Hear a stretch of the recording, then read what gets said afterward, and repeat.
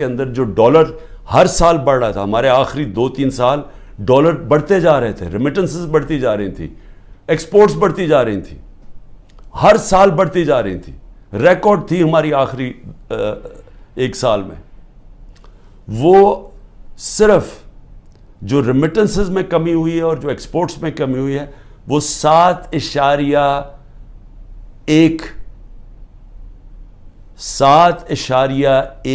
ارب dollar ہوا ہے. ہم IMF سے 7 ارب ڈالر کا قرضہ مانگ رہے ہیں.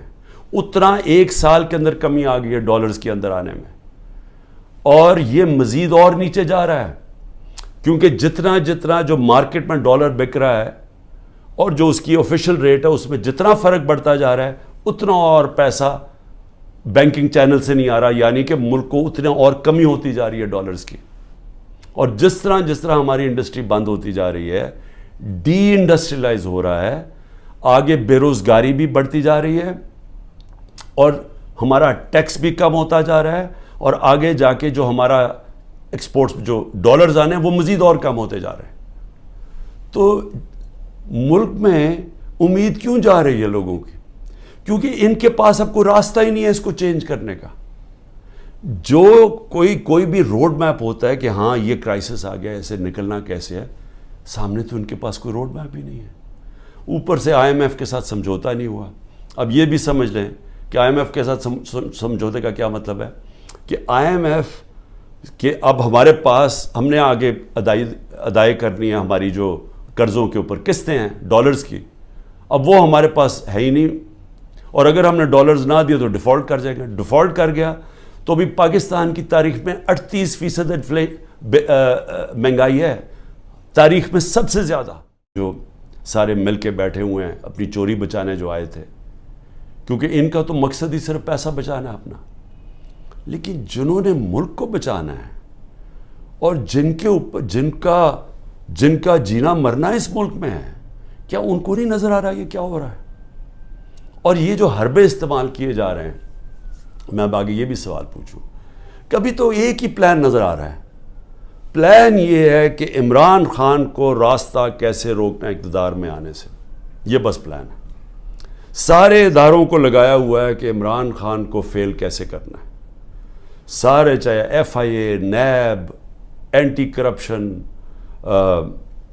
وہ جو FBI، یعنی اپنی ایجنسیز، بس پولیس، مقصد کیا ہے جی کہ کسی طرح عمران خان کا راستہ روکنے کے لیے ظلم کرو لوگوں کو. جو عمران خان کے رشتہ دار ہوں، چاہے وہ ہماری پارٹی کے اندر لوگ ہوں، ٹکٹ ہولڈرز ہوں، ٹکٹ ہولڈرز کے رشتہ دار ہوں، سب کے اوپر ایک ظلم کا نظام شروع ہوا ہے. آڑ لی ہوئی ہے اس کی یہ جو 9 مئی کی، جو ہم سب کہہ رہے ہیں کہ تحقیقات ہونی چاہیے جنہوں نے کیا ہے، اس کے اوپر کوئی انڈیپینڈنٹ انویسٹیگیشن نہیں کرنی. وہ خود ہی فیصلہ کر لیا ہے، پہلے سے پلان ہوا تھا کہ جناب یہ آپ نے یہ کرنا ہے، یہ 4-5 جگہ آگ لگے گی اور اس کے آڑ میں لے کے تحریک انصاف کے پیچھے اور عمران خان کو غدار کہہ دو. تو خیر سختی تو پہلے سے شروع ہوئی تھی، یہ تو پہلی دفعہ تو نہیں، یہ تو 25 مئی پچھلے سال سے ہمارے اوپر سختیاں شروع ہوئی تھی. لیکن ایک اور لیول کی سختی شروع ہو گئی ہے.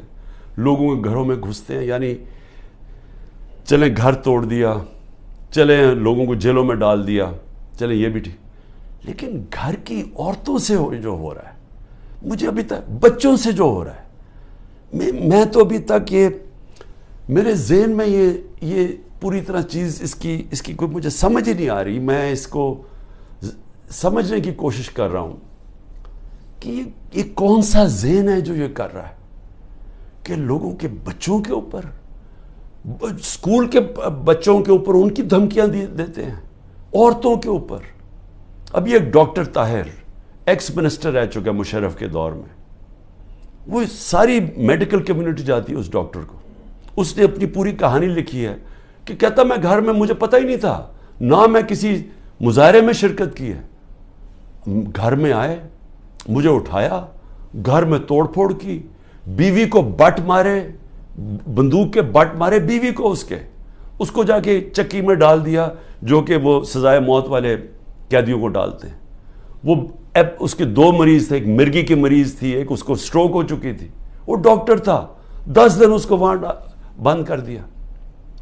یعنی کوئی اس میں یعنی ایسے کوئی حیوانوں کے آرڈرز دیے ہوئے ہیں کہ جو ملے اس کو پکڑ کے یہ ظلم شروع کر دو اس کے اوپر.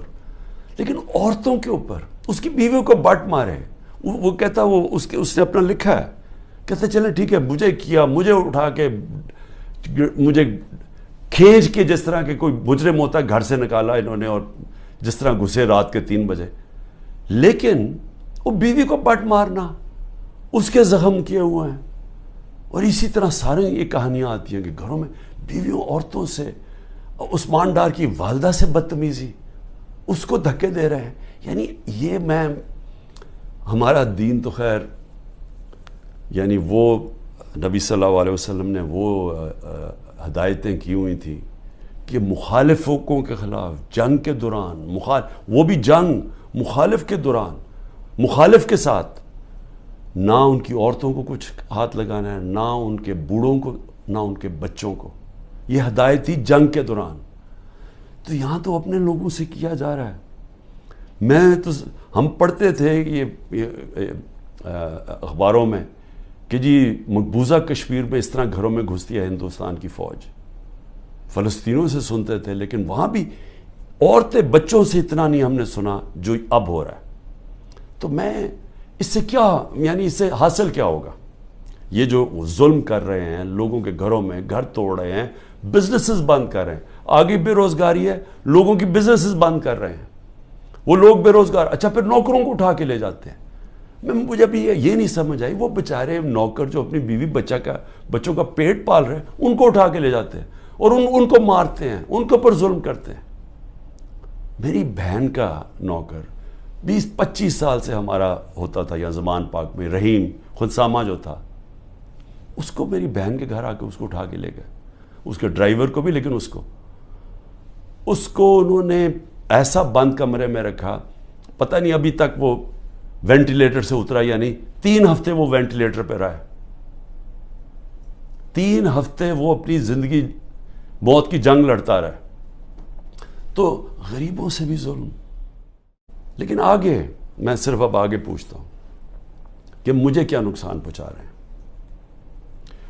مجھے میری بہنوں کے اوپر اور بھی رشتہ داروں کے اوپر انہوں نے کیا ہے. یہ اسی طرح کی سختی کی ہے. سب بیٹھے ہم سہ رہے ہیں سب. میرے گھر ابھی تک سیکیورٹی کا جو چیف تھا وہ ابھی تک غائب ہوا ہے، اس کو اٹھا کے لے گئے. یہاں سے وہ آئے بچے بیچارے سوشل میڈیا کے پرسوں، ان کو پکڑ کے لے گئے. وکیل میرا آیا جو اس کا کوئی تعلق ہی پارٹی سے نہیں تھا، وہ اور اس کے ڈرائیور کو اغوا کر کے لے گئے. وہ رات تک اس کو رکھا. تو کیا میں اس سے ڈر جاؤں گا یا پیچھے ہٹ جاؤں گا؟ کیا مجھے اس سے یہ جو کیسز ہیں، قتل کا کیس میرے اوپر کر دیا، میری بہن کے اوپر کیس کیا ہوا ہے اینٹی کرپشن نے، 6 ارب کی زمین لیا میں لیا اس نے جب میں پرائم منسٹر تھا. یعنی ایسے ڈفر ہیں لوگ. میں واقعی یہ ڈفر ہی ہوں گے. وہ اینٹی کرپشن سے کیس کروایا. وہ اس نے چیک سے پیسے دیے تھے، اور پیسے کتنے تھے؟ 6 کروڑ کی زمین تھی، 75 لاکھ اوپر ٹیکس دیا ہوا ہے. وہ چیک سے سارا دیا ہے. وہ چیک کے نمبرز ہیں، چیک کی ڈیٹ ہے، اور وہ کب دیے ہیں. وہ میری بہن نے وہ کب یہ پراپرٹی خریدی؟ جب حمزہ شریف پنجاب کا چیف منسٹر تھا. میں پرائم منسٹر ہی نہیں تھا تب. تو اب سوچ لیں کہ یہ کس سطح کے اوپر پہنچ گئے کہ 160 کیسز ہو گئے میرے پر. کیا میں پیچھے ہٹ گیا ہوں؟ کیا میں پیچھے ہٹ جاؤں گا؟ میں تیار بیٹھا ہوں. مجھے پورا پتا ہے کہ انہوں نے جیل کا پلان بنایا. میں تیار ہوں جیل کے لیے. لیکن اس سے کیا ہوگا؟ چل میں جیل چلا جاؤں گا، ڈسکوالیفائی کر دیں گے مجھے. اتنے کیسز ہیں، کبھی بھی کر سکتے ہیں. اس سے کیا ہوگا؟ یہ میری آج بات یاد رکھ لیں، کیونکہ آپ کو پولیٹکس کی سمجھ نہیں ہے. یہ پولیٹیکل انجینئرنگ بار بار فیل ہو چکی ہے. یہ جو آپ کرنے جا رہے ہیں، میری ذرا سن لیں بات. مجھے آپ ڈسکوالیفائی کریں گے، میں جیل میں ڈالو گے، تب بھی پی ٹی آئی جیتے گی. تحریک انصاف کا ووٹ بینک بڑھتا جا رہا ہے. یہ ظلم کی وجہ سے اور لوگ ہمارے ساتھ آ گئے. حالات دیکھ رہے ہیں یہاں، تو لوگ چھوڑ کے جا رہے ہیں ملک. تو پیسہ کس نے لے کے آنا ملک میں؟ تو ہم تو وہ چیزیں کر رہے ہیں جس سے ملک کو ہم تباہی کی طرف دھکیل رہے ہیں. ہم تو وہ دشمنوں کا کام کر رہے ہیں اس وقت پاکستان میں. اس لیے میں آخر میں کہتا ہوں ابھی بھی وقت ہے, بات چیت کریں. اگر تو آپ کے پاس کوئی گیم پلان ہے کہ عمران خان کو اگر ہم نکال کے تو ہمارا ملک ٹھیک ہو جائے گا, وہ مجھے بتائیں, میں پیچھے ہٹ جاتا ہوں. لیکن اگر گیم پلان صرف یہ ہے کہ عمران خان راستے سے ہٹ جائے کیونکہ یہاں لوگوں کو اپنی ذاتی فائدے نظر آ رہے ہیں, لوگ اپنے NRO مل جائے گا لوگوں کو, یا لوگوں کو اپنی پوزیشنز کی فکر پڑی ہوئی ہے, اگر صرف اس لیے عمران خان کو ہٹانا ہے تو عمران خان تو راستے سے نہیں ہٹے گا. عمران خان بیٹھا ہے یہاں, جو کرنا کرو. لیکن ملک, ہمارا ملک کبھی بھی معاف نہیں کرے گا. یہ تاریخ نوٹ کر رہی ہے جو لوگ کر رہے ہیں اس ملک کے ساتھ, جو انہوں نے حکومت گرا کے سازش کے تحت جو کیا ہے ملک کے ساتھ, یہ سارا تاریخ کا حصہ بن گیا ہے اور یہ قوم بھولے گی نہیں ان کو. پاکستان پائندہ باد.